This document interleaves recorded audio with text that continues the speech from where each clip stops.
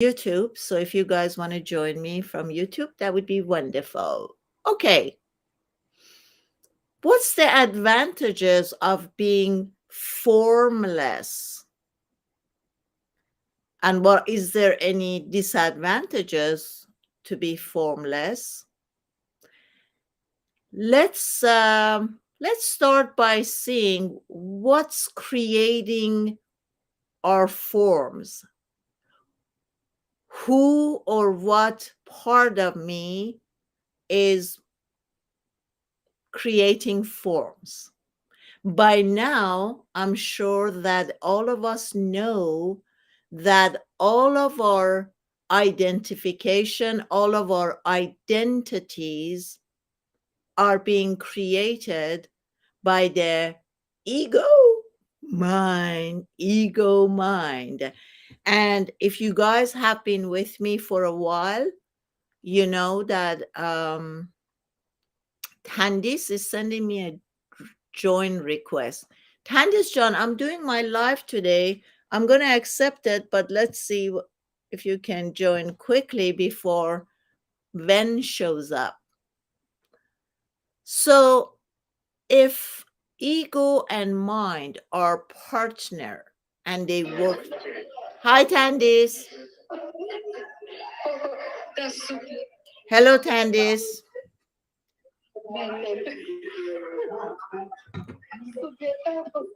Candice John, did you want to join me, honey?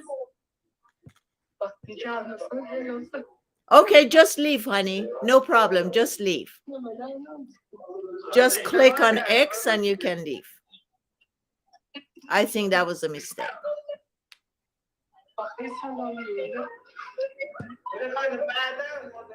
Okay. خواهش میکنم. پس لطفا خارج شین. مرسی. خیلی ممنون. Sure. Okay. Yeah, she did it. Okay, wonderful. So if we know that all of our identities are being created by the ego mind, and oftentimes we're mistaking that the I that's being created by the ego mind is me. So it starts from the point that I am a girl or a boy, starts with a gender. And by recognizing, the ego is recognizing that I'm a boy or I'm a girl. From the age of 2, when the ego start noticing the separation, the ego start removing itself sort of from the energy field of our mother. So I start seeing me. I start looking at myself in the mirror, and then the ego says, oh, this is me. And I'm separated from my mother, from my father, from the family, from everything and everybody. Yes, Sahar, I am live on YouTube, and Sonas and Mariam are here. Welcome. And I clicked on the one that you set up for me. So it shouldn't be an issue there. Okay, great. So sorry for the interruption, guys. Hello, everybody.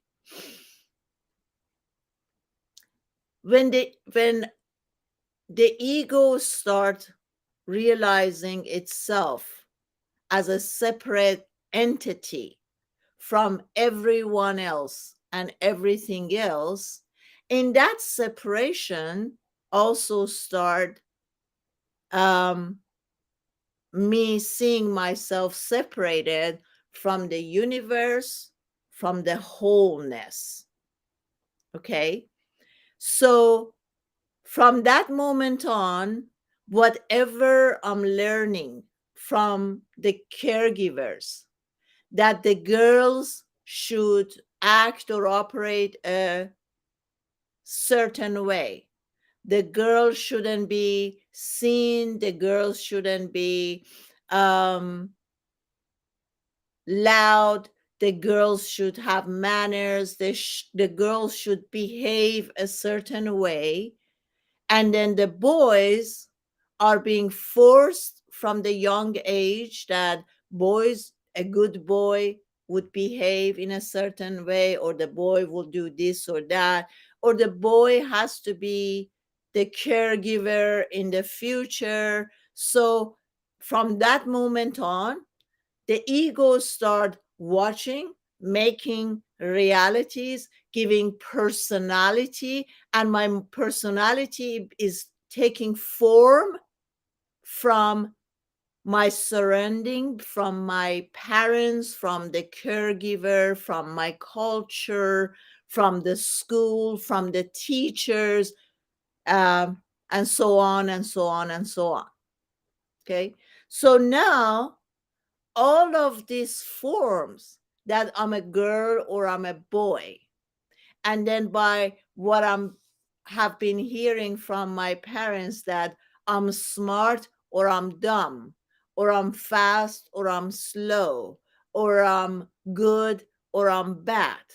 From this point on, this character, this ego, this I start collecting more and more forms, and I become this and I become that. And as I grew older,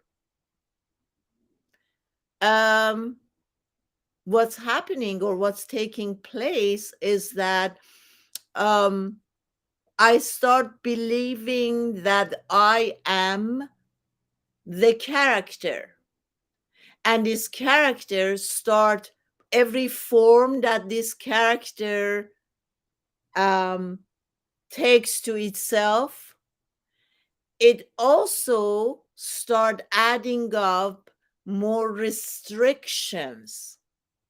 So if a girl has to behave in a certain way, then the girl is starting to pick up identities, the restrictions that girls don't do this.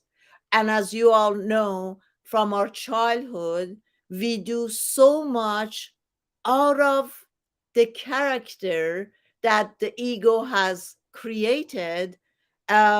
We are so much, we go into so much resistance of who the identities or the forms that the character has created. So I'm thinking, I am OCD, I am ADHD, I am this and that. So all this form creates a lot of restrictions for me. So in a way, we could say the negative part of having all these forms is that it creates a lot of restrictions, that now I can't do this and I can't do that and I can't do this. So in a way, by all these forms that being created, I become by all of this thing, I become a bundle of so many forms, and all these forms are now, in a way, I can say, make my mind smaller and smaller and smaller and smaller, because each restriction will create with it a lot of boundaries, which are not necessarily the boundaries that I have set up, is not the boundaries that is a positive boundaries that I am now this or that, or I can't do this or that. And what happens, what's the danger of the all this form that the ego mind creates, is that it becomes, as we grow older, it becomes more dense and hard to break. So if you're 18 and you have created all these forms, once you realize that these forms are not beneficial for you, it's easier with the awareness to loosen up or breaking up the forms. But when I get to age 60 or 80, because all of these forms that I'm this and that, and I'm not this and that, when I get, the older I get, the character is living this day after day after day. So the character, the behavior becomes, the form becomes more and more solid. It becomes more solid. So to breaking up those forms that are created by the ego mind, it becomes harder and harder. So this is the form. Now, why did Bruce Lee said, be formless like water? Because water is, in a way, flowing. Water, the majority of time, if it's not a creek or something, the water is flowing. And as you and I know, we always want to be in a state of flow.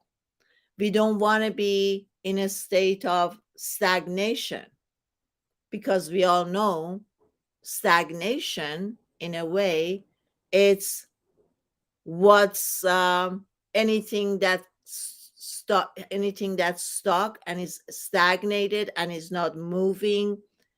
It creates illness in the body.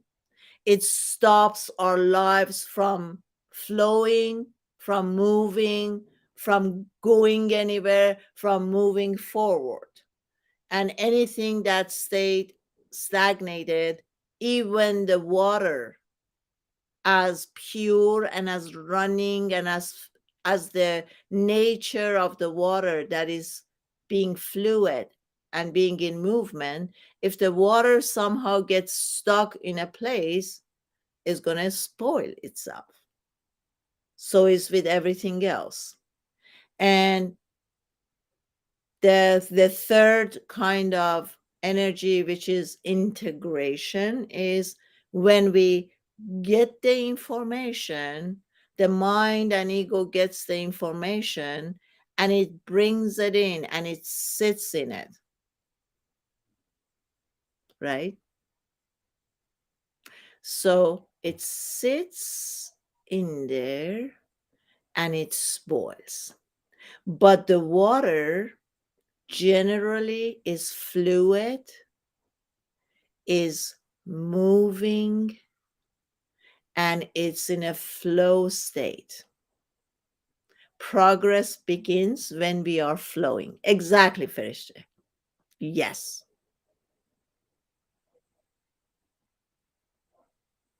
So Sana's from YouTube. She said, once upon a time, you advised me to be formless. Mm-hmm. Yes.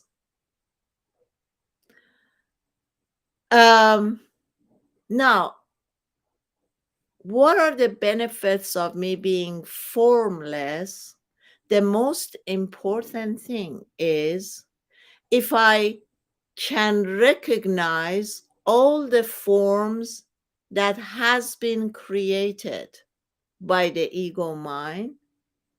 I'm a girl, I'm a woman, I'm a guy, I'm a man, my age, I'm 20 years old and I shouldn't be this or that, or I'm 80 years old. That's a form. The age is also a form.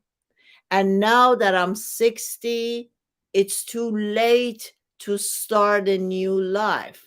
Oh, that's not going to happen to me. I'm too old for that. I can continue education. I'm too old for that.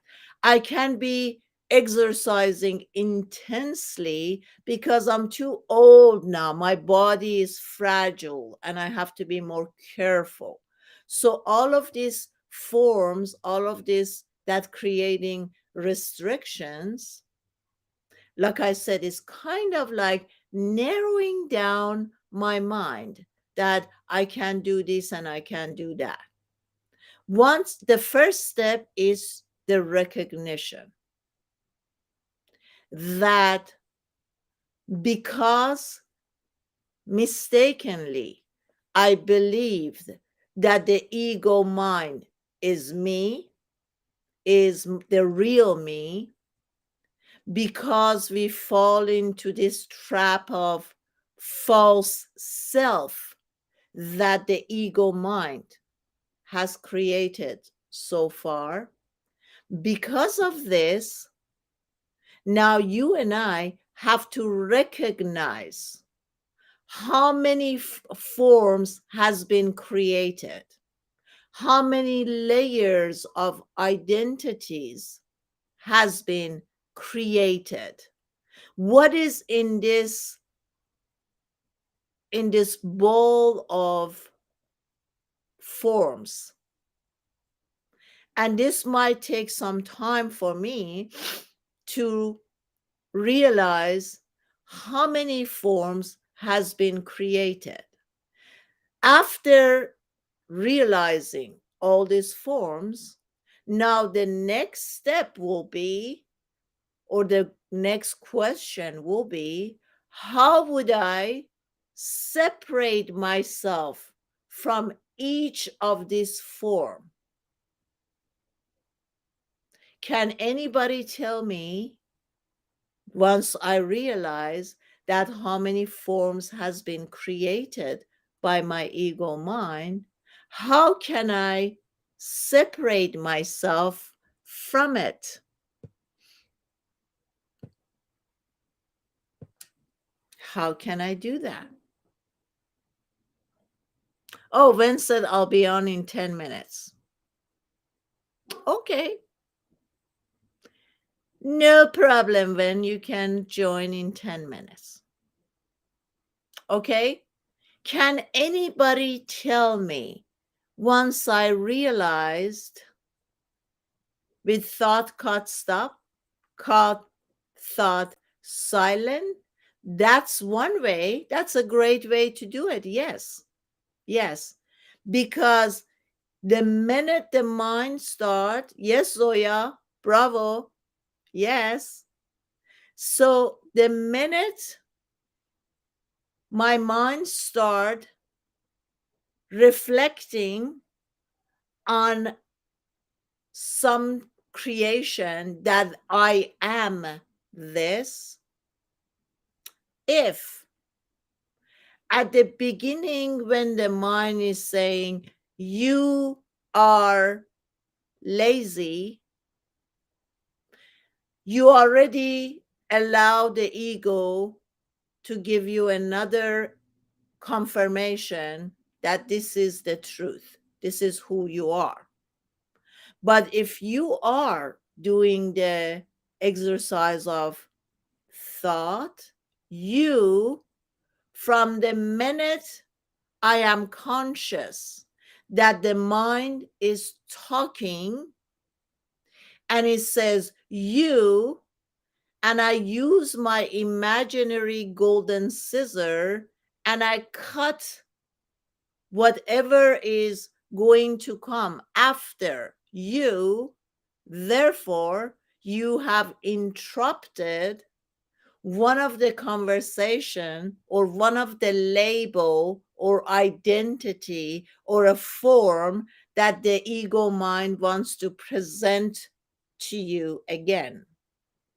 By saying this, it kind of reminds me that story about Buddha, that this guy hears in town that there's a character called Buddha, and Buddha is just so formless and enlightened that no matter how much you swear at him or say something nasty, he would not react. And the ego of this character becomes active, and it says, that's not possible. I can get him out of this enlightenment. So the guy goes to Buddha and it starts swearing at Buddha, and it says, who do you think you are? La la la la la, ba ba ba ba. And the whole time Buddha is looking at this character, this guy, and he smiles. So the guy continues, and no reaction from the Buddha. And then he gets tired and he asked Buddha, he said, it's been hours that I'm swearing at you and I'm doing all this, saying all this bad thing to you, but you show no reaction. The Buddha then smiles and say, let me ask you a question. If I give you a present and you don't accept it, who does it come back to? And the characters say, me. He said, exactly. So if you keep going, swearing at me, trying to put me down and all this stuff, and I don't take that, make it mine, then it's going to come back to the sender. It's going to come back to you, right? So it's the same thing. If you and I, with the exercise, daily exercise of cut, thought, silent, don't get engaged with the conversation, all day conversation of the thinking machine that is producing thoughts every second, and the ego that's handling the thinking machine. If we don't get engaged by the thoughts, if we don't get engaged and entertain by the thoughts, what's going to happen? Exactly, Ali, like a mirror. What's going to happen? The ego mind realizes that this character that we captured till now, and we could tell it anything and it would believe it, and we would make it feel this way or that way, or we could make this character to behave this way or that way. This character is not identifying itself with us, ego mind. So what do you think is going to happen, guys? By doing this daily, the ego mind starts saying, you're lazy, you're never going to make it, you're a loser. And the minute the ego mind starts saying you're going to cut whatever is going to come after you, what's going to happen? Yes. What's going to happen is that eventually, not that the thinking machine is going to shut down. That will never happen. So the thinking machine is doing its job. The ego is trying to be the director to create this movie day after day and to repeat the scene day after day. So what's going to happen?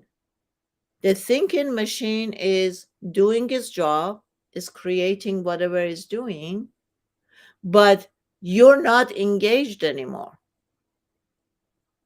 And by not being engaged with it, eventually you're going to come to a higher and higher awareness that I am not the thoughts.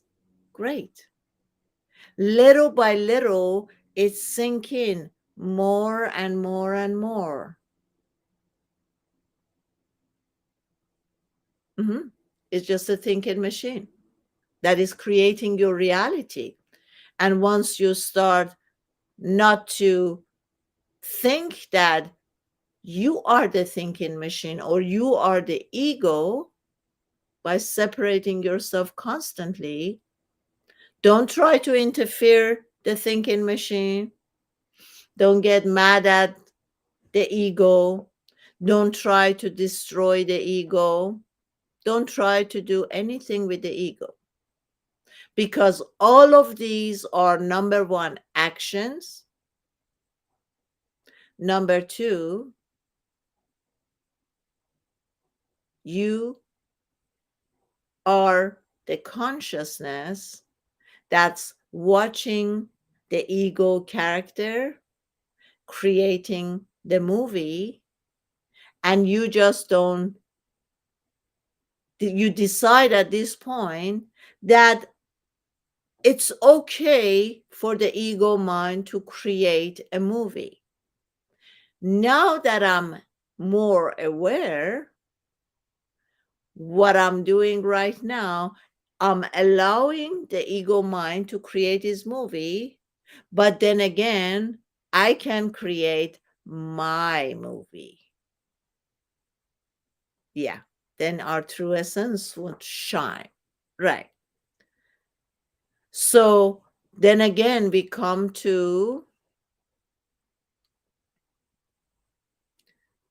again to this point that I am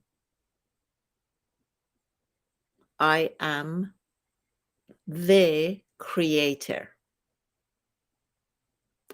I can create a different movie than what the ego mind is creating. So basically, the first step is what? The first step is that right now, all of us come to this understanding that these bundles of personality, identities are being created by the ego. This is not who I am.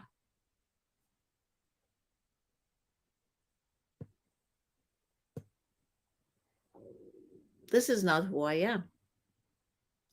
And little by little, day after day, I keep separating my. Hello, Ven. Hello. How are you? I'm great. How are you? We kind of miss you. I'm so sorry. I first of all, I'm a little disoriented because of a conjunctivitis of the left eye. I just got my medication. I gotta put some drops into my eye, and I thought it was at 2:00, but it was at 1:00. So sorry for the the delay, but thank God I moved really quickly today. So that's why I was able to catch on with you guys. That's wonderful. We missed you anyway, When you became a part of family, and when we don't see you or hear from you, we kind of miss you. I'm glad you're here. So if I'm the family, then I'm always the child that's late. Okay, we accept that. Because hey, Ven, what's the topic today? Be formless like the water. So in that, there is no expectations. There is nothing right or wrong. There is no concept of time that I'm late or I'm this or I'm that. Which reminds me, Ven, Max,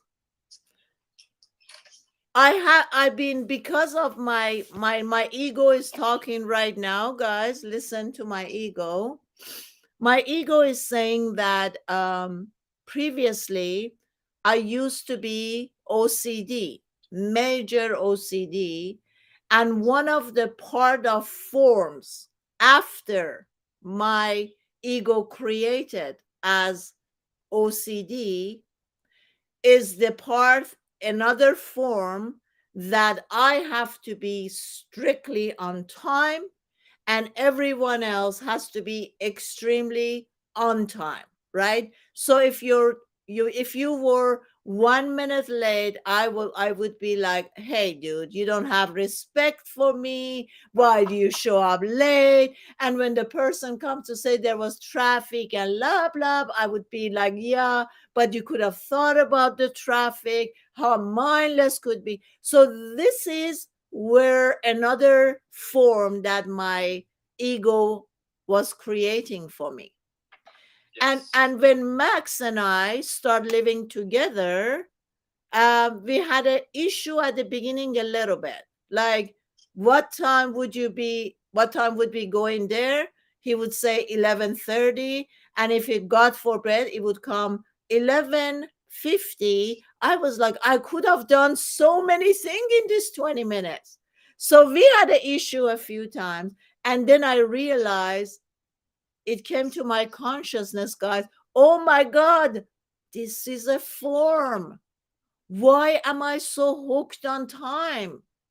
So once I realized that my ego created of being punctual on time, not only that I was suffering to be on time, I was also judging others, that other people are being irresponsible or not being respectful. So once this came to my consciousness, I realized that I have to let go or get rid of this form. And I said to myself, from now on, I'm going to release this form. I'm not going to care if someone is being late or if something happening later. I choose peace and I'm just going to be okay with it. Yes. So that's a form that I was able to overcome once I realized that all forms are being created by the ego mind. Ven, what do you have to say to that? So, being formless, being like water, this is such a beautiful way to see things, and how we humans should really try to be adaptable, amendable, going with the flow. Bruce Lee said, when you pour water into a cup, it becomes the cup. And wherever the water is being poured into, it becomes that object. So, just like you said, we grew up all of us grew up just like a video recorder, the audio and video recorder. Is that we see things and we hear things, and it forms our identity, it forms our world, it forms the way how we see things, and then we have these expectations, and now things has to be a certain way in our eyes, in our lens, through the lens of what we see. You have to love me this way because this is the way that I want to be loved. You have to treat me this way because this is the way how I should be treated. You have to respect me. You have to, so on and so on and so on. So in Buddhism, we actually deconstruct the sense of the self, and we deconstruct pretty much everything just so that we are as formless as possible. Happiness lies in not having that much of an expectation. Notice how I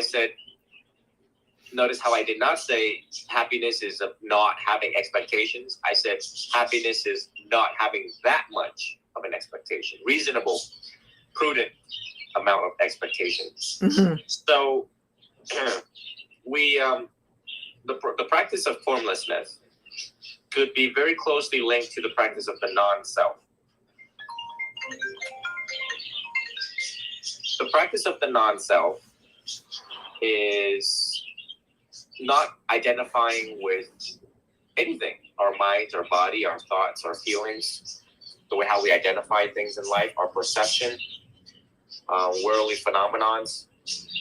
And the best way to put it is that we believe that we are a permanent entity, permanent self, permanent sense of self.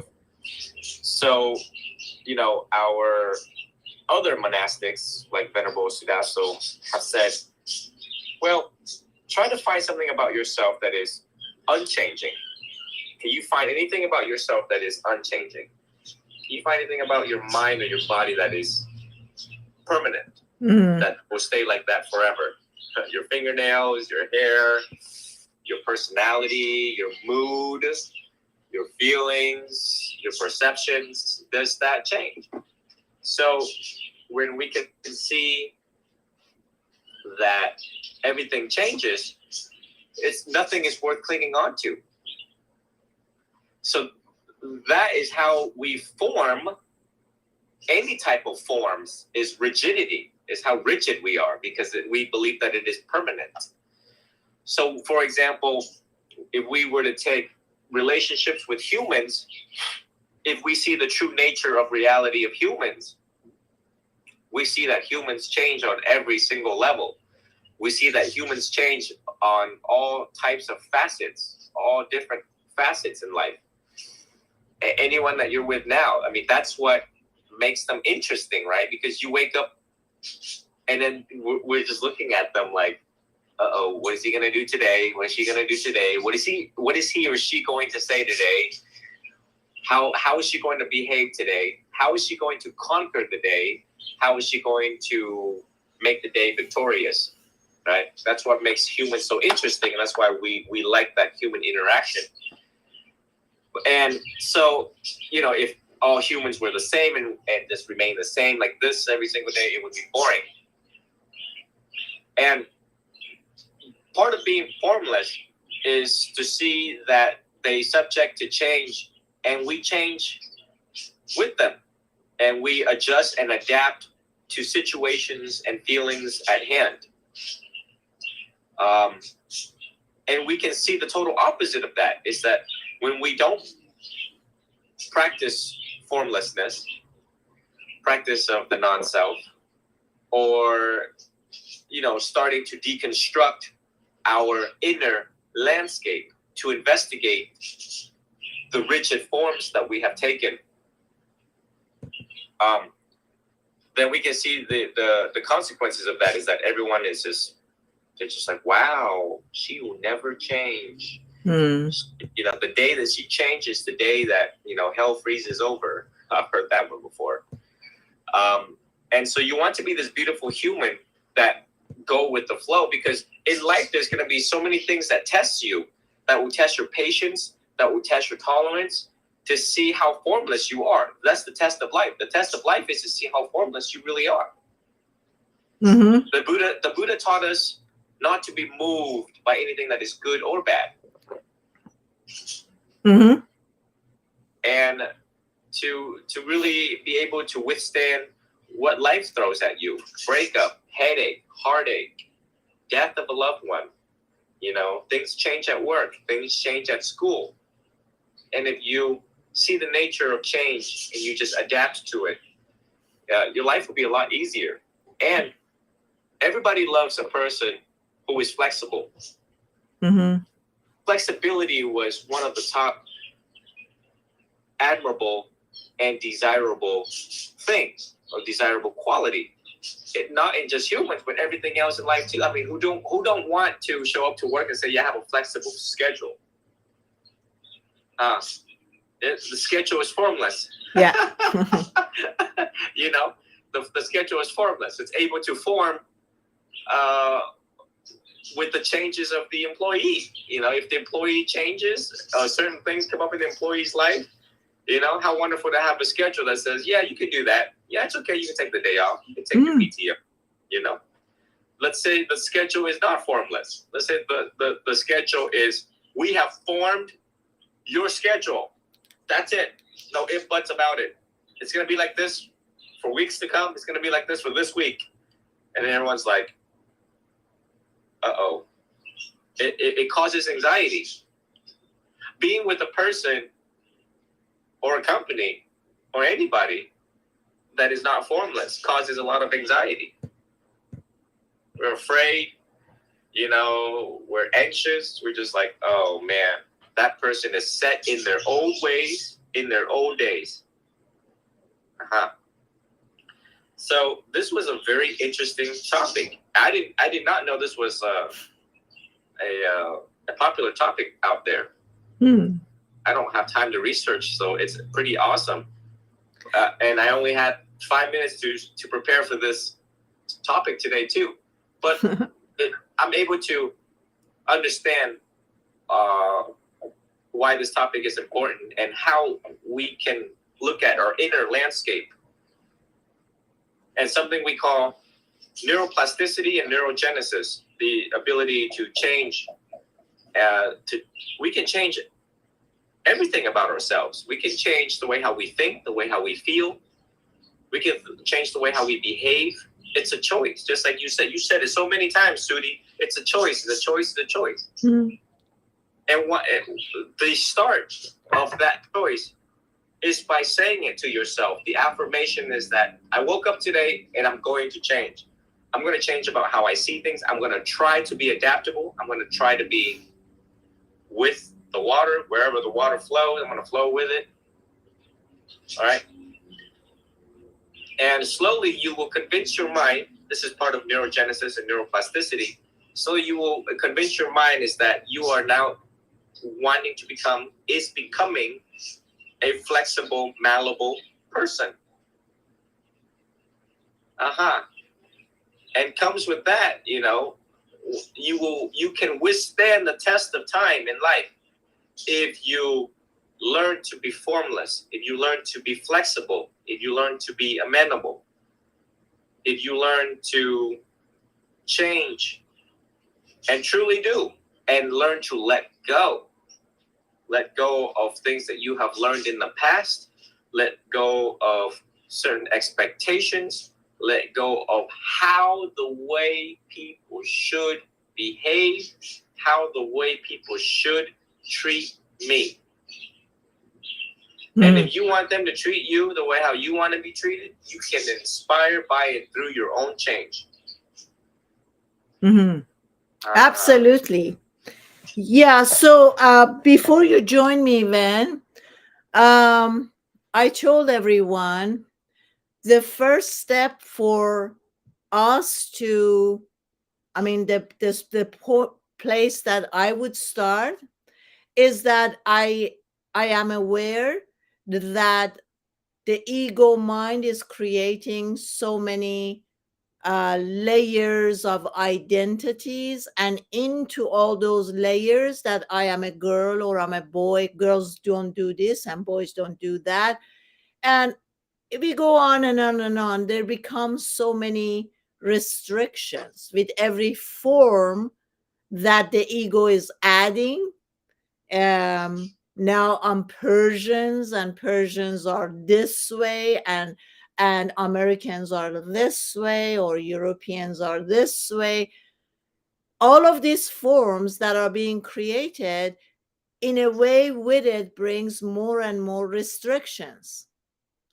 And maybe we could imagine in our mind's eyes, if our mind is an expansion that's projecting everything and seeing everything, but each time the ego adds another layers of identity, my lens become a little bit more narrower and a little bit narrower. Now another identity, oh, I cannot be doing this because this is, so it's we kind of move away from the expansion and become smaller and smaller and smaller.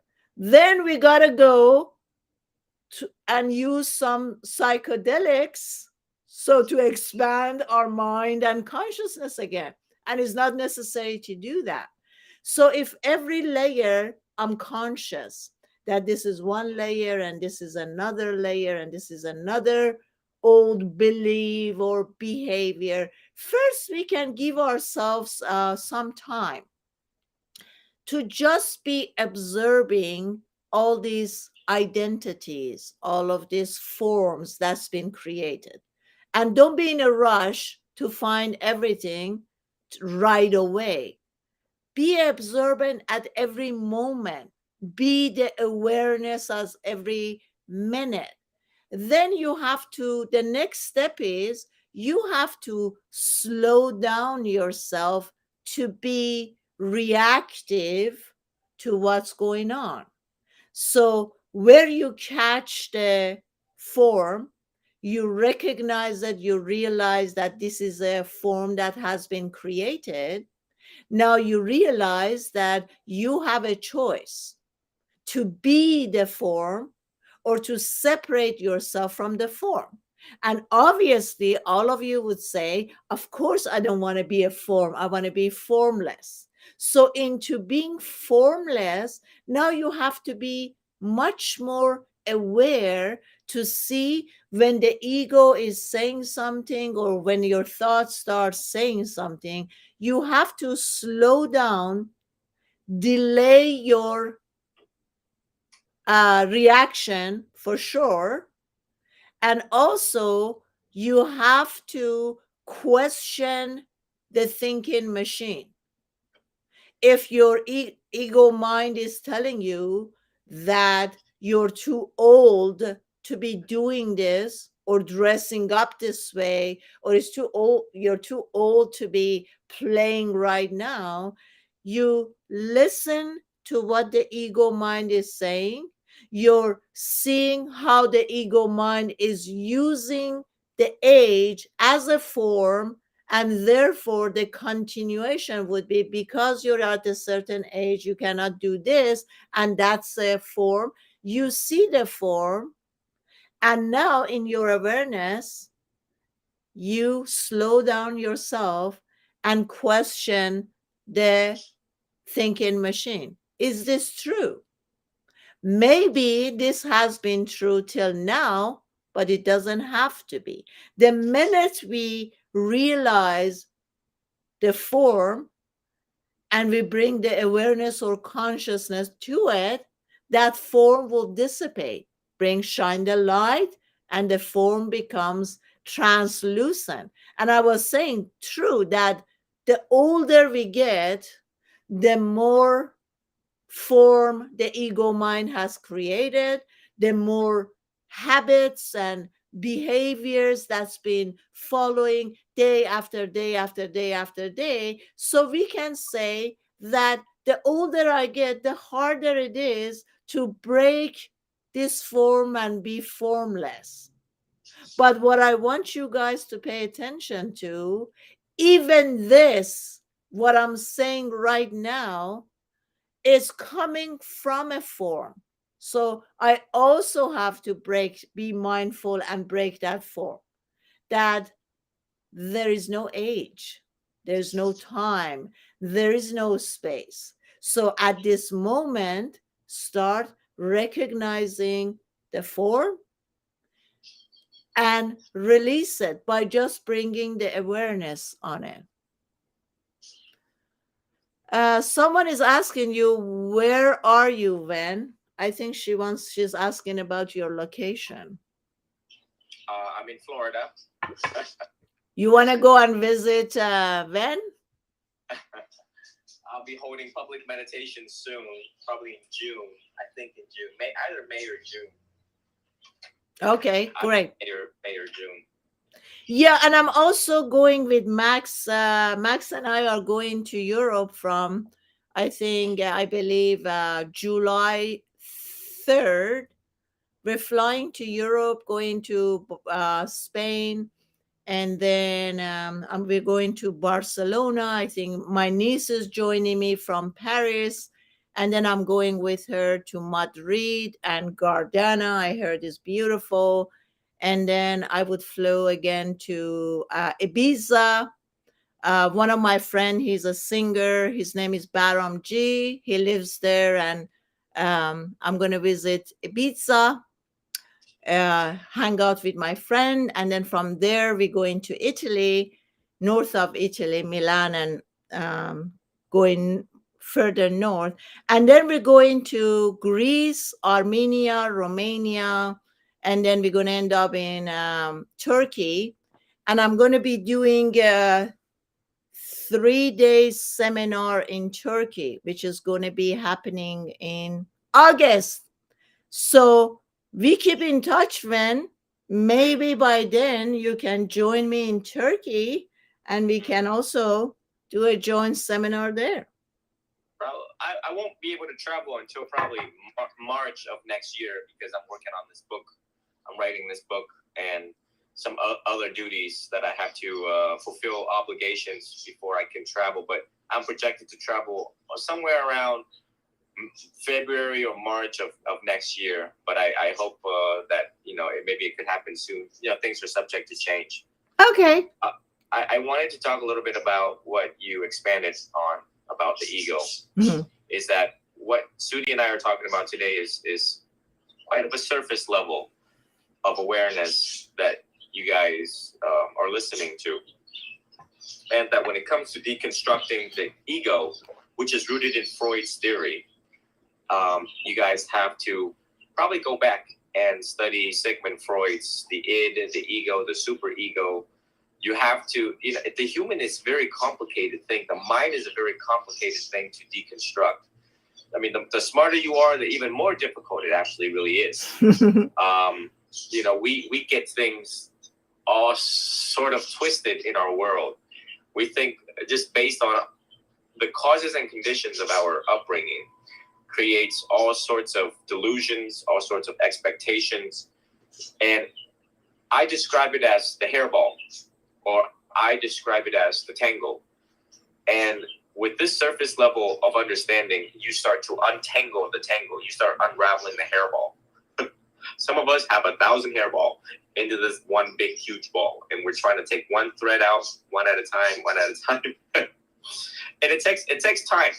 But committed to doing this is the first step, and actually doing the work, actually taking time to read, taking time to do a psychotherapy, taking time to talk to Sudi, and diving deep. Slowly, we start to uncomplicate our lives. Slowly, we're getting to know ourselves, and we're getting to know why we think the way that we do. That's all spirituality is all about. It's about knowing who you are, where you've been, where you are now, where you want to go, and who you want to go with. And yeah, the ego is a very destructive force. I mean, look at why we have wars nowadays, is that, some of these leaders should not be in leadership because they never took the time to do homework on themselves.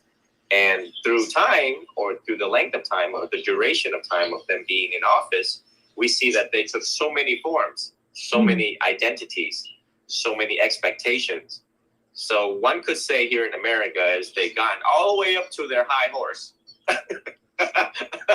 Yeah. And what did the Buddha say? The Buddha says, if you're in position of power, be gentle over others. And I don't know how many viewers we have, the thousands, the hundreds, but I don't know how many is in position of management, in position of leadership.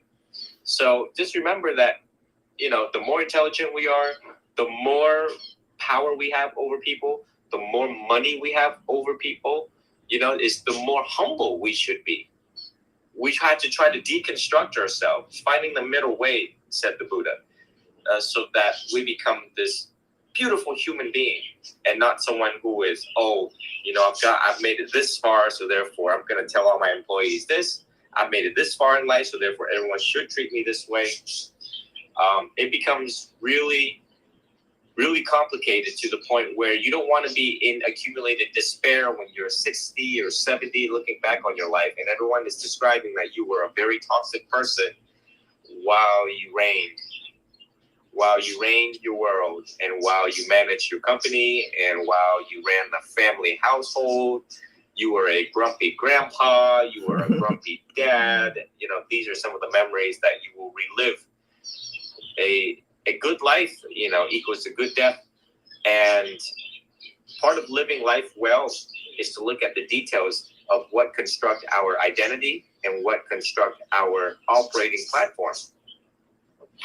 Simply put, I spent a lot of my time way back in the day to really try to figure myself out. And these were some of the processes that had to take place, some of the steps that to take place in my life. So I hope that everyone approached this with curiosity, and the faster you look into it, the more time it just takes. These things take time. It cannot happen overnight. It'll be a miracle. I haven't found someone who, upon interviewing, this is who they were, and then next day they became somebody totally different. And what happened is, want to have a seat? Yeah, go ahead. What happened is that we humans, we simply forget. So how we've been operating is now on automatic pilot. And so mindfulness meditation aims to do just that. Is that remember to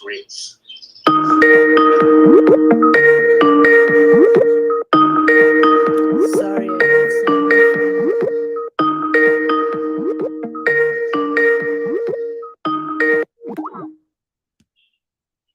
someone from I was dancing with it. Someone from Skype. I decided to. Yeah, sorry about that. Go ahead, Ben.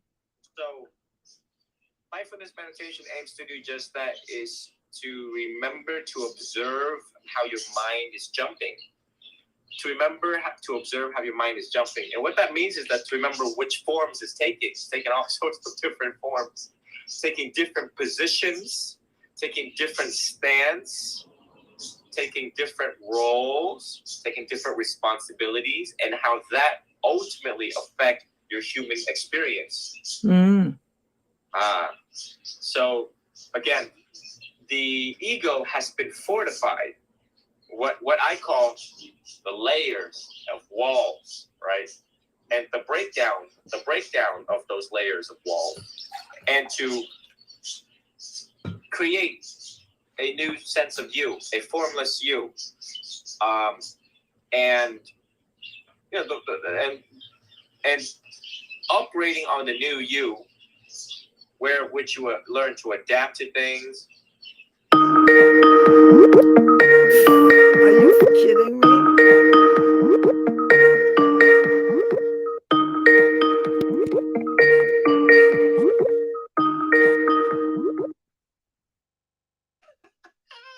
I love it. It's entertaining, Sudi, from our guests. They're like, oh, there she goes. Look, we gotta be formless. We can't expect much. That's right. No, this is a friend of mine who is psychologist, and we're supposed to do a joint live. She lives in Italy, and now So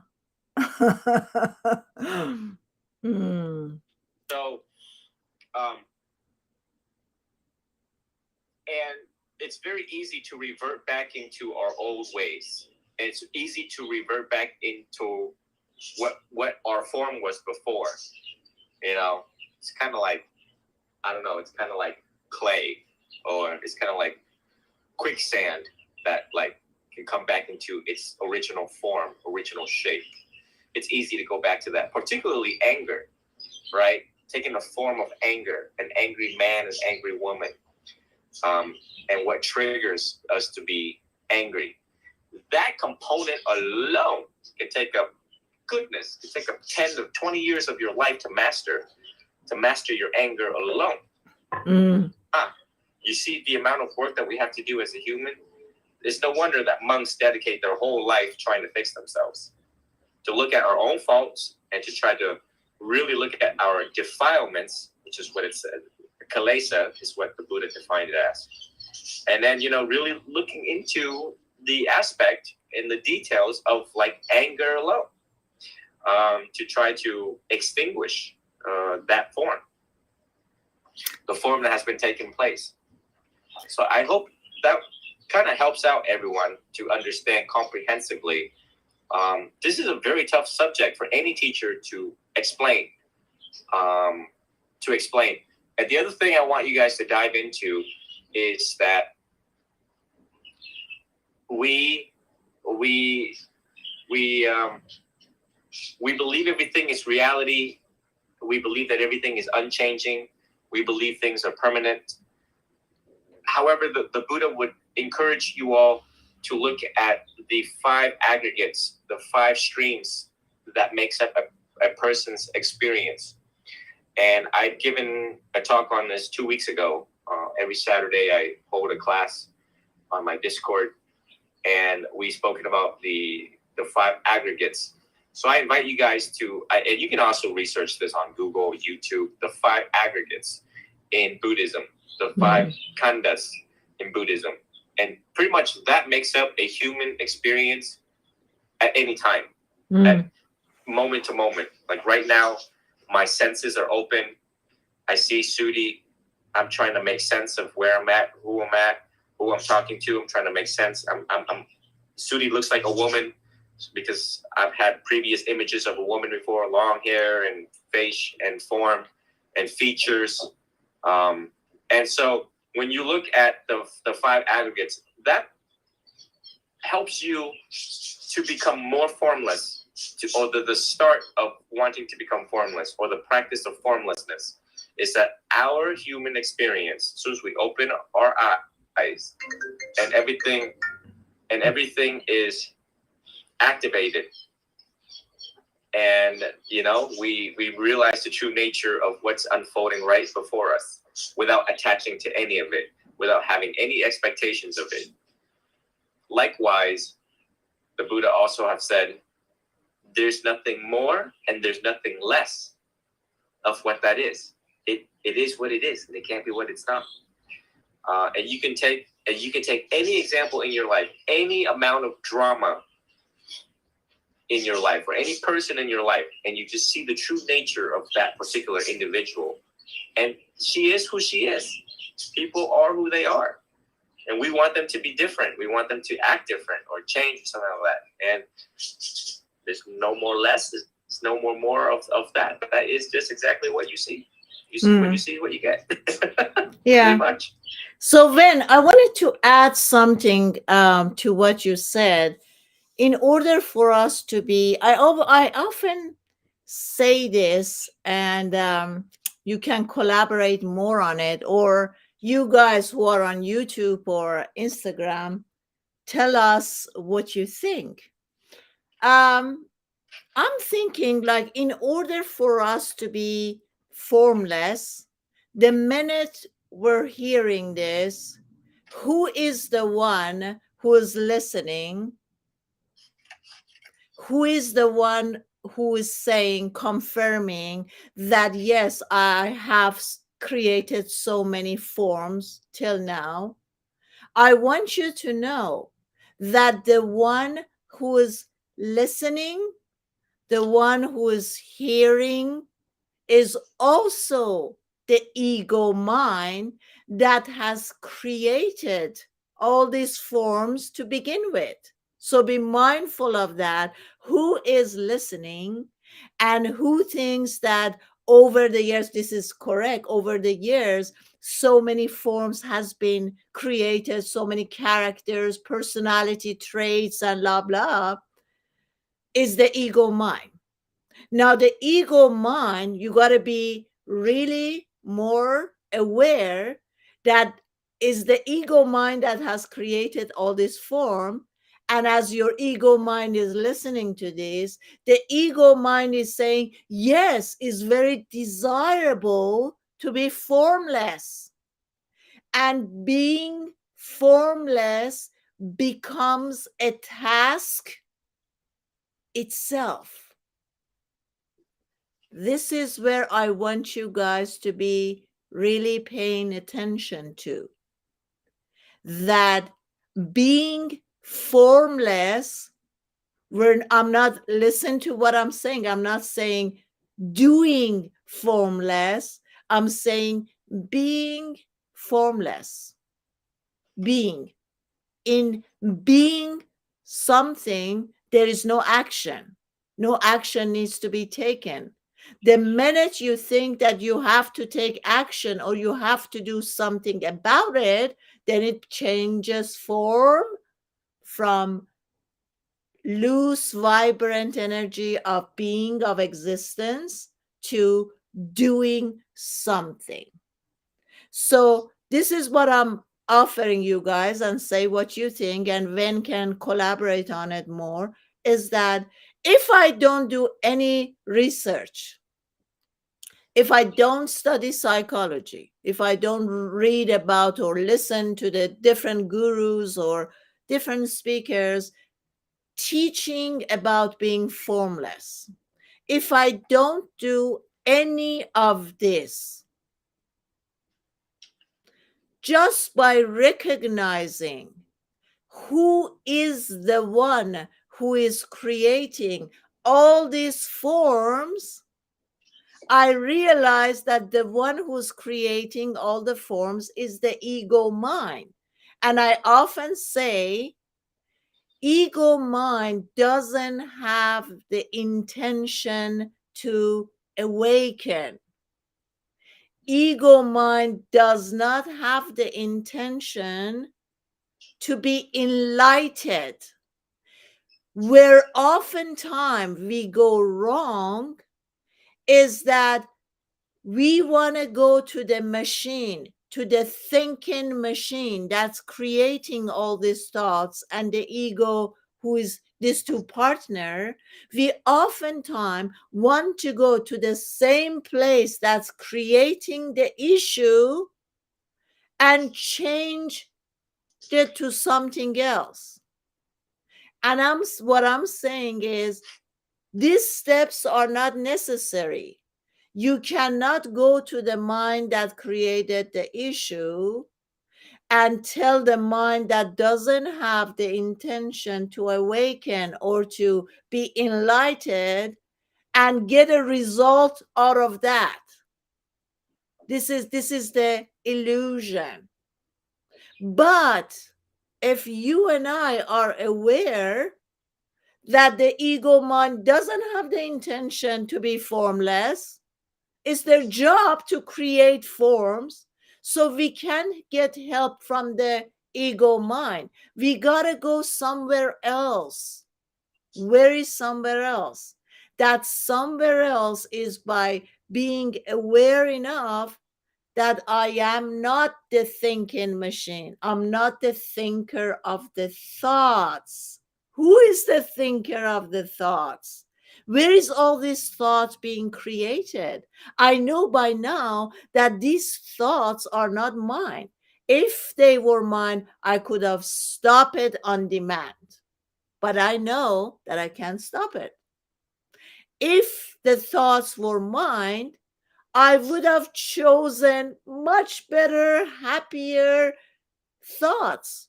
And I'm not. So I realize that I am not the thinker. And I cannot go back to the thinking machine to experience enlightenment or to be formless.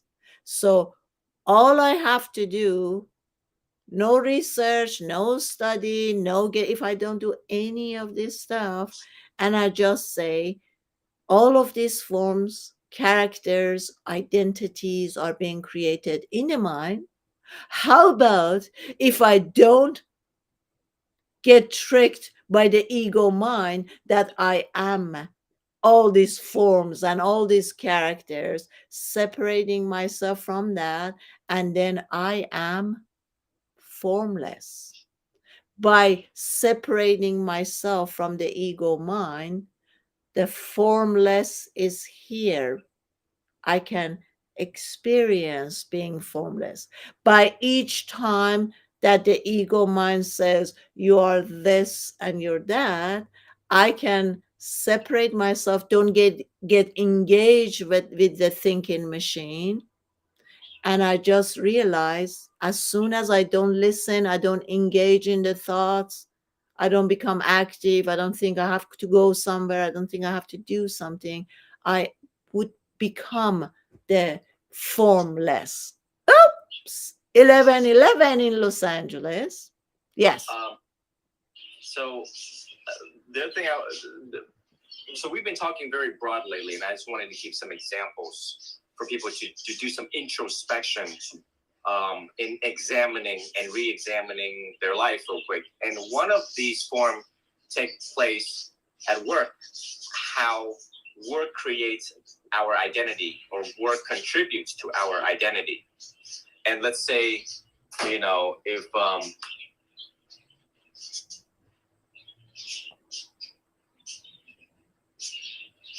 a nurse, a police officer, a caregiver, a lawyer, a doctor, just look at your job and how your job forms your personality, forms your character, forms you. Sometimes, let's say a police officer, one who's in position of public trust, one who has to take control of the situation, and sometimes that could bleed into a person's personal life. It's that, darling, you're a cop during the day. You don't have to be a cop at night, too, trying to take control of everything in the house. Or a nurse who is a caregiver, sometimes they neglect to take care of themselves because they're so busy taking care of other people. And they always want to save other people. So the fact that saving other people is, that complex is always prevalent that we have seen in humans. The control aspect we have always seen prevalent in humans. Or let's say a lawyer who feel the need to always be right, because they want to win. Would you rather be right, or would you rather be happy? Are you going to do the right thing? You're going to do what you really want to do. Yep. So one of the easiest way to destroy the ego mind, or the ego itself, is to just ask yourself at the end of the day, who exactly do I think I actually really am? That's one of the most effective and comical ways. I'm a monk. So a monk is a venerable. A venerable is one who is worthy of veneration. He has to carry himself with a lot of restraint. He can't just go out and date somebody. He can't go out and smoke. He can't go out and drink. He can't do a lot of things. There's 227 rules that a monk has to follow. He can't touch money. He cannot ask for money. He can only ask for water. Mm-hmm. So at the end, but there's a lot of monks who've taken the title venerable, up in that high horse chair. And they, if they don't get the respect that they believe that they deserve, then it's not a good day for them. Mm. And I have found, one of the easiest way to deconstruct yourself at the end of the day, and when you know that this ego mind proliferates, arises, when your ego arises, trust me, it's the start of being angry, because when you don't get what you want, you get angry. Yeah. Getting that you don't want, you start to get angry. And part of that anger is that ego is proliferating. And in order to hold that thing down, in order to, trying to figure this thing out, who exactly do you think you are? Who exactly do you think you actually really are? You're the president of the United States right now. Things are not going to go your way, darling. It's a oh, sweetie moment. It's like, oh, sweetie, calm down. It's not all that serious. Right? So these are some of the ways, practical ways to look at the ego, to look at the sense of self, to look at our jobs and how our jobs contribute, to the forms that starting to forming, either it dissipates or it fortifies, depend on the willpower a person has to find that balance of living. It's tough. It's really tough. No one says being human is easy. We have jobs, we have bills to pay. Yes, you are in a position of power. Yes, you are in a position of caring for people. You have responsibility and duties. You have to be assertive to people. And you have to know how to treat families when you get home. You have to know how to leave your job outside the door and leave personal stuff behind the door before you step outside, But with the use of meditation and the instructions that have been passed down to us by the wise, it's a fun challenge. It's the joy of being human. It's a fun challenge to find the middle way, the balance, and not to let any of these things proliferate and slowly, take down the quality of our life. Mm-hmm. I want to add two things, Ven. One is our boundaries. Secondly, I would like to see What do you think about vulnerability? How does setting up our boundaries and being firm with having boundaries and holding on to our boundaries has to do with formlessness? And how does being vulnerable or not being vulnerable will affect that form? The way I'm looking at it is that, okay, till now, at some point, the majority of us didn't know about self love, right? I don't know if Louise Hay was the first one who started opening up the topic of self love. Correct me if I'm wrong. I don't know. I think at least I got introduced to um, self love by Louise Hay many, many years ago, right? In that combo of self love, that then we realize that, oh, one of the things that shows that I have self love is having boundaries and setting up our boundaries, right? Now, when it comes to, as we were talking, it just came to me. Now, how does that being formless is into this? Because let's say I have set up my boundaries that nobody can speak rude to me or no one can disrespect me. Could this also be a form that is created?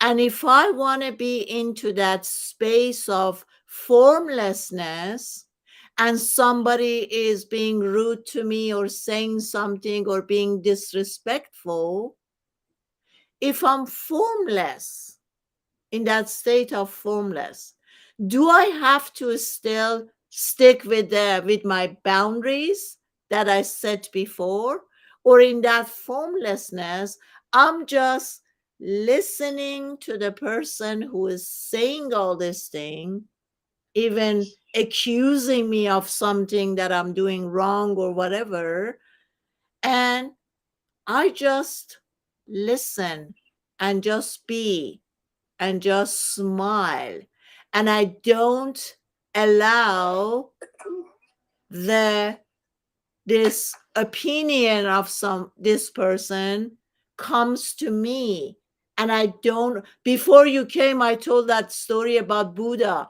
the one that this guy hears in town, that there is some guy called Buddha and you can just swear at him and badmouth him as much as you want and he doesn't show any reaction.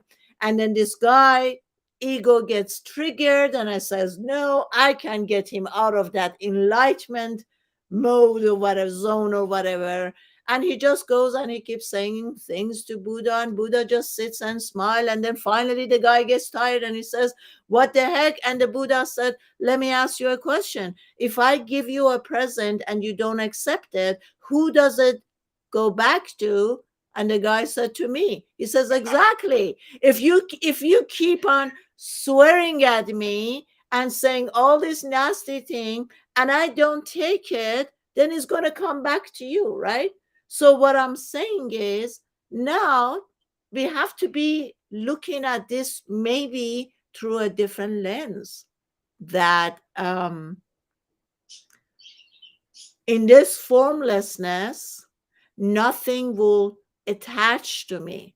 The quality of being formless is in a way of non-attachment. So you throw something to this formlessness and it doesn't stick to it. So if nothing is sticking to it, and previously I set up some boundaries, and now how does that? Do you see where I'm going with this, Ven? All right, so thank you. These are very challenging questions. I really like them. It was challenging for especially people who are in the dilemma of trying to strike the balance between, wait, you're telling me to be formless, which is going with the flow of water, but to also set up boundaries, which is, well, now we're putting I don't know. We're putting that in water, right? Here's Yeah. water right here. Now we're putting that in water. And it's just like, well, how could we be formless? But now we're putting barricades up in obstructing the water to flow, in obstructing the water to go into whatever object it is, to just kind of just be it, right? Okay, all right, simple. When we study arahants, which is the highest level of attainment, spiritual attainment in this school of Buddhism is called arahant, right? Fully enlightened being. They're fully enlightened. And when we study these individuals, we realize that there were arahants that were loving, kind, compassionate, and then we also have arahants that were grumpy, assertive, and also had boundaries. So if they have achieved the highest level of spiritual attainment, we have proof that they have boundaries for all sorts of students that was in their class. So my explanation for all of you is that this. On your spiritual quest, and the spiritual journey is the road less traveled and the road less taken. And ideally, you want to try to walk alone in this journey. Why? Because a lot of any humans that you interact with on your spiritual path and journey will suck a lot of energy out of you. There is the contradiction and influence of energies when you're trying to figure yourself out. This is why monks are celibate, first and foremost. So that, like in other traditions, like in Japan, a monk can have a family. But think about that for a second. Is that when he has a family, all of his energy, time, and effort has to be devoted to the family. What time does he have to meditate? What time does he have to figure himself out on the road less traveled? All right, I'm going to tie it all in so you guys understand formlessness and boundaries. Mm-hmm. It says, so first and foremost, ideally on the road to figuring yourself out, one should try to walk alone as much as one possibly can. Now, as I'm teaching my class, my young students got a lot of drama in their life, to the point where I said, we need to practice right speech. Is it true? Is it necessary? Is it correct? Is the timing of the speech correct? Is it beneficial for people that is involved? So I told them, it got to the point where these high school and college level students, were all over the place with their speech and drama. And I said, listen, this is the period in time where speak only when necessary and be around other people only when necessary. And think about the details of your life, how much drama we put ourselves in. And all sorts of friends, when friends invite us, we're like, oh my God, let's go out. Let's go have a drink. Let's go to the club. Let's go to the bar. Let's go to EDM, EDC. Let's party. Let me get my hat. Let me get my beads. Let me get my glowing sticks and go out. And by the end of the week, you're exhausted, right? So the Buddha said two things. I'd rather walk alone than to walk with fools, and learn to be alone, because not everyone lasts forever. Now, the reason why we need to have boundaries is because there are humans in our lives that requires us to put up boundaries to ensure our own peace.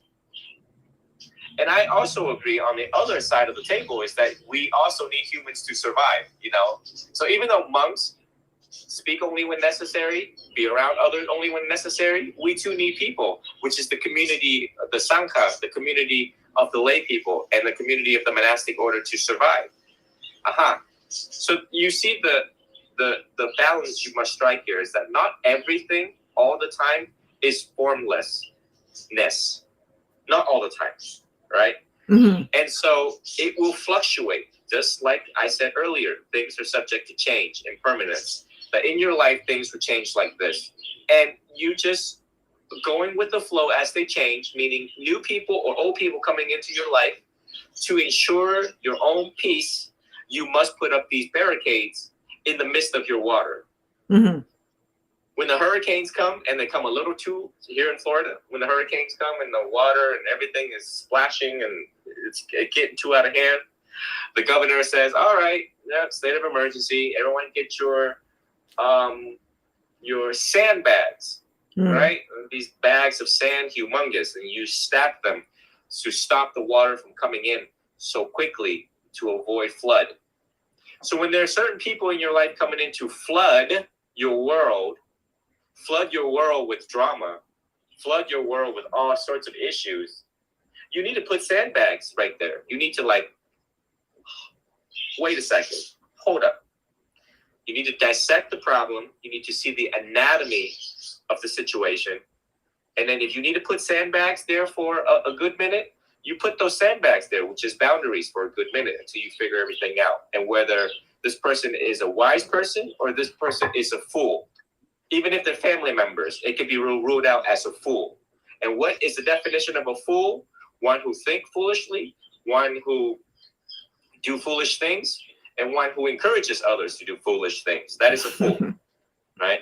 A fool is one who does not change. A fool is set in their own ways, just simply put. Now, it doesn't mean that they're fool forever. Most of us do foolish things every day. How fast we catch that, how effective we catch that is where we remind ourselves, I need to cultivate myself as the wise. So there is no clear cut, and there is no you have to be formless, or there is this or that. Part of the explanation here is that you change with time, you change with situations, you change with feelings, and boundaries are necessary. Boundaries and being assertive is necessary. Our previous teachers, they were loving, they were kind, they were held in deep respect. But when they needed to put their foot down on us young monks, they put their foot down, and it was like a lightning bolt when they did it. So that we learn, so that it puts us in our place, and to ensure the teacher's own peace and sanity, they had to do it, and we understand why. Yeah. So the Buddha would understand why. Every god's ever existed would understand why you put boundaries in your life. Now, you have to ask yourself, how long? Yes. I just want to finish this up real quick. Go ahead. So how long these boundaries set in place is up to you. But, to me, when boundaries are set in place is because someone keep on crossing them, or an attempt to cross them, or an attempt to trespass. So if a person respects you, if you've ever met a person in your life that respects you, well, they've already had invisible boundaries within themselves that they would never cross in order to threaten that relationship. So if boundaries were you got to be emotionally intelligent and socially intelligent to understand certain lines should not be crossed, or certain doors should not be knocked in the first place. A conscientious person are very sensitive and careful and meticulous in how they do things with other people. The fact that you had to put boundaries up, there's a question here, as there's a possibility where this person just keep on trying to come forward when boundaries are there. So a wise person would look at that, and again, be around wise people, using your intelligence and wisdom, make better choices to ensure your own peace. Once you've reached a certain height of spiritual attainment, then you are as formless as it's ever going to get. Formless as it's ever going to get. Maybe not fully, but just like enlightenment. If you can't get to enlightenment fully 100%, we'll get close to it as much as possible. Just like perfection. No one is perfect, but get close to it as much as possible. Back to Sudi. I wanted to know, first of all, sorry for interruption. I wanted to know when we're going to wrap up. Do we have 20 more minutes to go? Because I've been going on for an hour and a half. Are you okay that we go on another? Yeah, we can. We can. Okay, cool. I owe it to you anyways for being 30 minutes late. You don't. No. When you don't owe me nothing. I'm being formless right now. So owning means something has to stick to me. And since right now I'm just so enlightened and being formless that I don't even need an apology. Anyhow, no. Here's the thing. That I have I don't have an issue. How should I put it? See, you know that I recently moved in with Max, right? So No, I'm not aware. yeah, I moved in with Max. Maybe it's about not even 2 months. Who is Max? Max is my partner right now. Um, Oh, okay, okay, we do okay. stories and lives and couple of things like reels and that stuff together. So for a longest time, because some people know my story that I was married to an American guy, which I still kept the last name Burnett. He was a pilot and his plane crashed 20 some years ago, and I accepted that he died, and there was no issues or anything like that. But for 20 some years, because that's how my journey about that time, around that time, has also started. I never dated anyone. I wasn't intimate with anyone, and the last couple of years it came to me that my ego has also created a form by me being a spiritual teacher, and a spiritual teacher should not be in a relationship. Once I realized that, oh my God, this is also a form that a spiritual teacher should live alone or be a monk like Ven or something. I lived a monk life, although I didn't wear the outfit wrong, but no, I'm just joking. Anyhow, I moved in with him close to 2 months ago. Now, this is related to the boundaries. And when we moved in, we are coming from two different energetically and vibrationally, and all of this, we coming from two different place. And I knew that from the beginning. Even a couple of weeks ago, one of my devotees, she asked me, she said, I would never think you would go with someone in a relationship that vibrationally wasn't the same match with you. And this is the key point, that although I knew that vibrationally we are not matched, we are day and night not compatible at all. We don't like the same food. We don't like the same music. We don't like it. We are so different, like night and day. Knowing all of this, knowing that not being in a relationship was a form, and I always want to break up that form. We got in, I moved in with him and we're living together now, right? So Max is very okay, because I know I talked about him in a couple of other lives, and he was okay with me because I'm talking about intimate relationship that we have together, and I know he's okay with that, so I have the permission on his behalf to talk about it. um the way I went, I didn't set up any boundaries once we start living together. But every time the anxiousness, his anxiety will come up, because he's facing a lot of anxiety. Every time the anxiety came up or an issue bothered him or something came out, I didn't go to where my boundaries are, because I didn't set one. The reason I'm saying this is because we can also operate in a different way.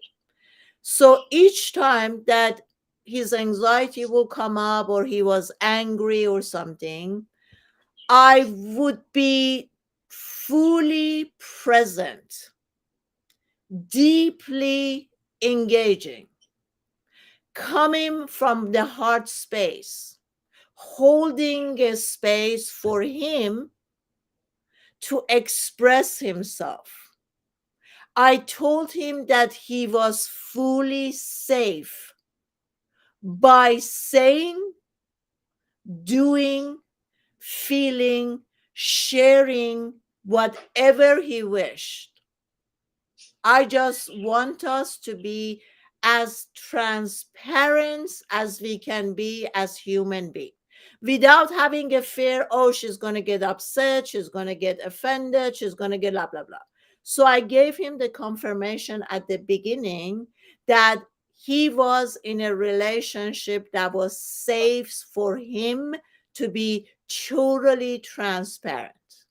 Once he felt that safety, the next step, he learned to be vulnerable by knowing that if he's coming being extremely vulnerable, and maybe by in his context of vulnerability, a lot of women would say, oh, he's not being a strong man, or men don't do this, or men don't cry, or men don't do this, blah, blah, blah.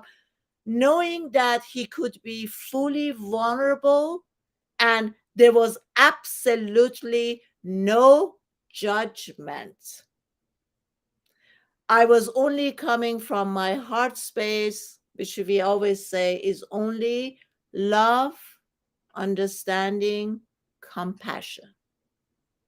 So by going this way, I told him, I said, every time something gets you angry, name it. Name the feeling. I'm angry. Sometimes he would run the stairs up and he would say, I'm irritated. And then I would say, okay, would you like to talk about it? And he was like, sure. Then we sit down and we have eye contact, and he's telling me what he thinks is the cause that making him irritated. And then I brought to his attention, after I listened, I didn't make him wrong or right or anything like that. I would say, irritation, peace, all of these are different feelings.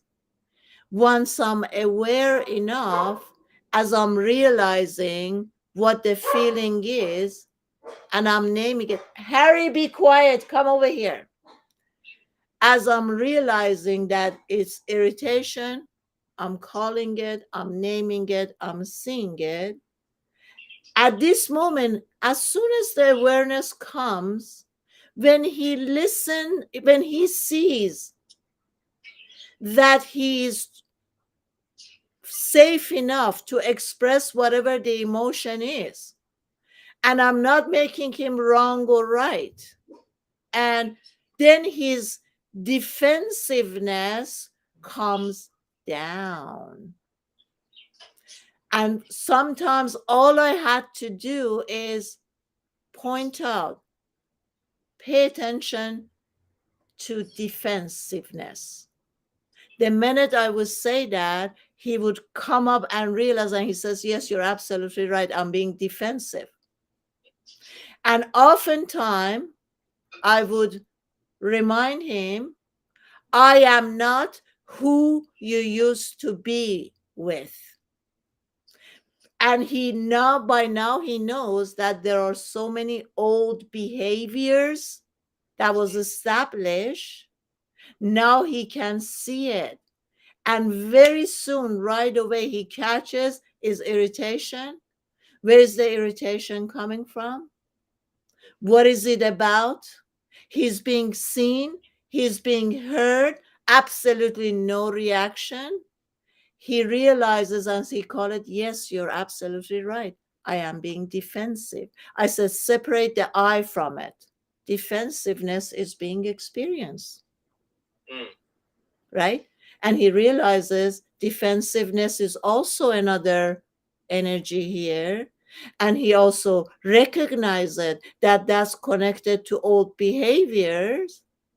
And then he realizes that he was anchored with his ex-wife to behave in a certain way, or they were in a different form of relationships. Once he realizes that, now it's like boom, done in a second. So in a way, I'm saying maybe we don't have to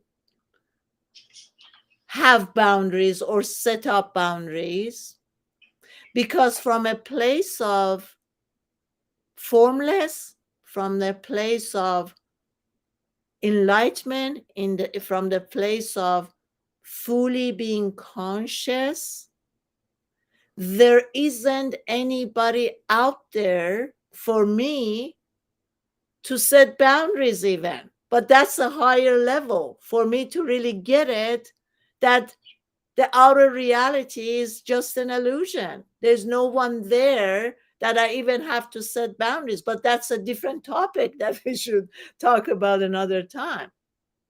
So I didn't set up boundaries. I put this into test and I see it works. What do you think, Ben? I think you're a very skillful woman. Oh, well, thank you. I didn't say that to impress you guys. I'm just saying that maybe this information will help others, that there is a different way. Not everyone is the same, and each person requires a different approach, especially when you're in a relationship. Relationship is where it will test everything about you. It will test all the skills, all the coping skills of you, and it will bring out the best in you, and it can also bring out the worst in you. It is the ultimate test on the spiritual path.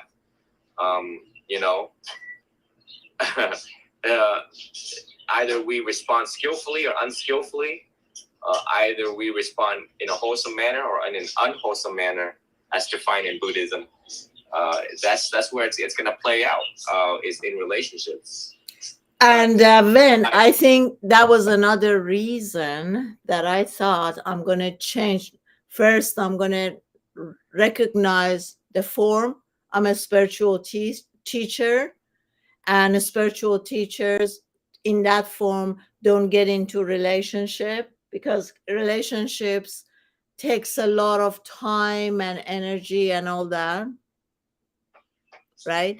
It's different. It's different between, there's different types of spiritual teachers and spiritual leaders. Just because, well, in our tradition, there are actually, we have part-time monks and full-time monks. So full-time monks, can't really establish a family just because of what the rules have set to be. Now, in Thailand, before getting married, the young man actually takes at least 6 months of monk training, and then he gets married, disrobes and get married to learn all of the skills necessary. A person can take part-time ordination and then disrobe, go back to family life, and so on and so on. For a person to be a full-time monk, that means they have really decided that this is the path for them. They're going to go straight towards that path. They can also disrobe and reordain no more than 7 times in their life due to exigent circumstances, due to changes in the family, parents passing away, taking care of sick parents, or whatever the case may be. A student should never judge a teacher based on what the teacher is engaged in. That means you are too attached to the teacher. You should not be attached to the teacher. And many times in our Vietnamese culture, when it comes to these types of teaching, is that do as I say, not as I do, said the teacher. So, we need not to put the microscope under the teacher and their biography, because we have work ourselves to do as students. You just need to take what is good about what the teacher is saying and about how the teacher is teaching, and then apply it to your life immediately. If you spend too much time to worrying about the teacher's conduct or actions that you may not fully understand, just when you think you know this much about your teacher, you probably know about this much about your teacher, right? Mm-hmm. And so the Buddha teaches us to look inwards and not to criticize others. It's really easy. That's also another habit. And another habit of human is criticizing others and criticizing teachers. Ajahn Chah, who is a fully enlightened being, have said, what did he say?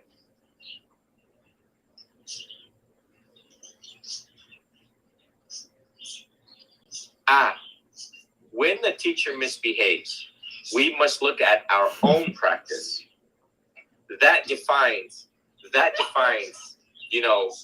how we respond, how we respond to that. And the second thing that Ajahn Chah said was, whatever is troubling you, that is your teacher.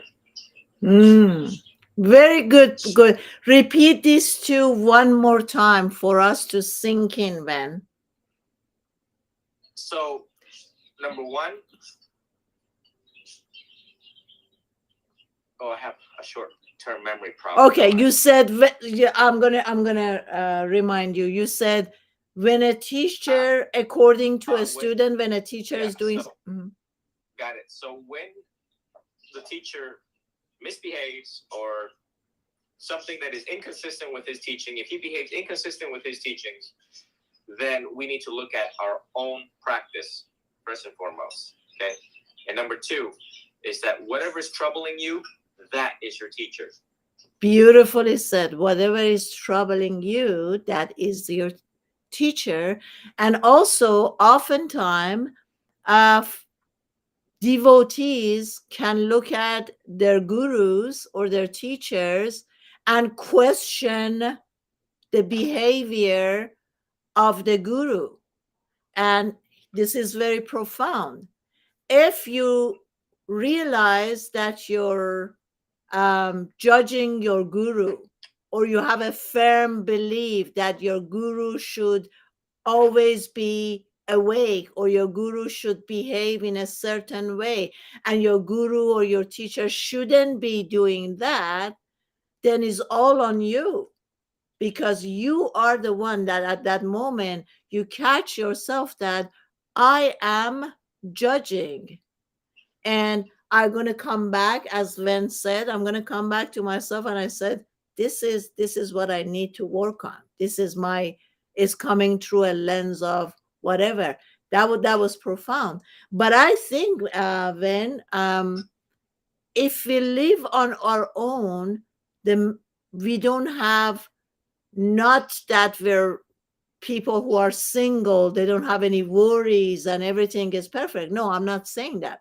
But what I'm saying is, at least when I lived for so many years on my own, my ego says that I'm in control of my life. I am fully in control of my life, because I can sleep whenever I want. I can wake up whatever I want. I can do whatever I want during the day, or blah, blah, blah.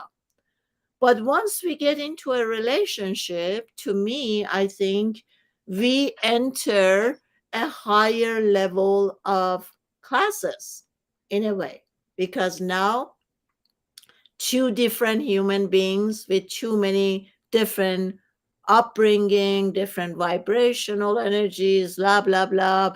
All of that, we're coming together, habits, old behaviors, all of these. And now somehow we have to work through this during the day. So now at the beginning, when I moved in with him, previously I used to wake up at 4 a.m. and then go to bed around 7 or 8 p.m., right? And the whole day was work, whether I'm doing lives, whether I'm doing webinars, whether I'm doing coaching session. And then the majority of time I'm dealing with my assistants who are running the whole social media. So once I'm coming here, now we have to come to an agreement of how we're going to work this out. How is it going to, my full day busy schedule, how is this going to work in now in a relationship? So at the beginning, I told him, I said, I could be putting a time, like from this time to this time, I'll be working. You might think that the time that you have is not that much and is short, but realize the time that you're getting is quality time, is my full presence of that. Because oftentimes, when we are in a relationship, but we only coexist in a relationship, we don't really exist because our mind is going here and there, our emotions are here and there, and we're not present with someone or in a relationship. So I said, it's not about how many hours, don't look at the time, look at the quality of time that we can share together. And that was, and I'm still saying the other thing that I wanted to mention here, because from the beginning my intention was to be as transparent as I can with my viewers. And I was hoping by me being really transparent, I would show people that it is safe for us to be as authentic as we could be, and we're not going to be judged out there, and we don't have to worry about that. And that's why I'm exposing that, yes, I am in a relationship. And someone brought it to my attention. She says, well, if you're exposing this and in a few months or in a while, it doesn't work out, then that's going to be an issue. So, for you as a teacher, from a teacher to a teacher, from peer to peer, I like for you to know that the Buddha said, no one exempts praise or blame. Either you're a teacher or a student. Look at all the presidents of the United States. Look at Bill Clinton. That is one of the most embarrassing things could happen to the most powerful man in the world during his time as president. The Monica Lewinsky case, the scandal, right? I have 1.2 million followers, and now 33,000, going on 34,000 followers on TikTok. I also don't exempt praise or blame. Oh my goodness. They will find all sorts of stuff that you did in the past, and there's going to be people who don't like you. I've learned that, and I'm okay with that. And you know what? It tests me as a teacher as to how I respond consistent with the Buddha, the way how he teaches. But you know what? This is our time on this earth to make an impact and to be you and to be true. It's our job as humans to be true and be you, no matter if you experience mental health, if you've been arrested before, if you've had multiple wives, multiple husbands.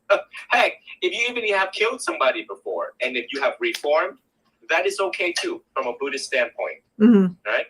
The story of Angulimala, I mean, that's like the worst case scenario is like if you killed somebody, and Angulimala killed 100 people, and he was going to kill the Buddha, which is 101, and he changed.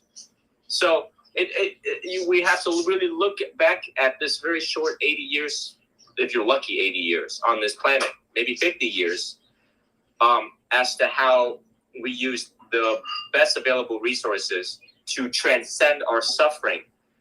Some people really, I've had stalkers who like just trying to look for faults and just keep on going after people who have faults. And it's just, they have no life to live, but to just go after other people's faults.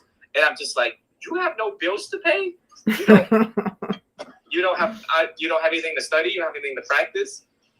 These are, unfortunately, people who are suffering greatly and is blind to themselves and blind to the things that they're doing. They are in the utmost level of ignorance in the world of Buddhism. And we have a lot of compassion for these people. But again, part of being on this planet, on this earth, is that we don't exempt from ill will from other people, or all walks of life. Will Smith, look at his reputation now, and look at everyone else. Everyone in the celebrity section has gone out. And at the time of this talk, I'm a celebrity monk, and I'm telling you, they throw rocks, stones, bows, and arrows all day, every day at me, and I'm still here smiling. If the teacher's intention is good and pure, that's all that matters. Is the intention is good and pure. Beautiful. Thank you, Ven. Ven, it was pleasure having you as my best friend, as my monk friend, as doing Join Live. Love you very much. And it was, I'm just going to see, please, all my followers, whether from YouTube or Instagram, would you please, if you haven't yet, follow Ven? And we're going to do another joint live together. Sahar will choose a topic, or you can then come up with another topic, and we see each other soon. Yes, and I like to end this talk with, remember that when anyone accuses you of anything, walk as if none of it is true, said the Buddha. So, if someone alleges you, hey, you're a thief, how could that be true if you've lived an honest life? Hey, you're a cheater. Really? Where? How? So you only need to be bothered by it if it is in fact actually true, and that it is factually true. If someone was to say Chi Dao is lazy, how? How is that lazy? All of my talks are live, and look at the frequency of how I teach. I even teach when I'm in the hospital, in the ER, myself as a patient in the ER. I'm teaching how am I a lazy teacher? So when you walk as if none of it is true, that's it. You're at peace every single night with it. Simply put. But thank you for having me. And everyone, give a shout out to Sudi Burnett. Wonderful. I see her as my teacher, and that I learned a lot from her. And thank you for always having me. And I do apologize for being 30 minutes late due to an eye infection, but I have my medicine. When we are all formless. Listen, Marmar says, what is his ID? Would you please write so I can pin it, your ID? Marmar wants to know what's your ID so they can follow you. You just put G-Dao Monk on Google and you'll find me. TRIDAO Monk on Google and you will find me. I'm pretty easy to find on my Instagram, or just hit whatever is going on here on Instagram. Okay, guys, I pin it. Tri Dao Monk. Thank you so much, Wen. We'll see you soon. Have a lovely day. Thank you, everybody. See you soon. Bye-bye. Thank you so much for being with us. And please, if you haven't followed us on YouTube, please do so. My English YouTube is Sudi Burnett English. We have to do that. Humush is asking, could you please explain about Tonglen meditation? If you do allow me, Lavi, I have sessions right now. I have to go, but please DM us so we can definitely talk about it on the next live next Thursday. Thank you so much, guys. Love you all. Don't forget to follow us and see you next week. Bye-bye now. Love and blessings. Bye-bye, everybody. See you next week. Goodbye.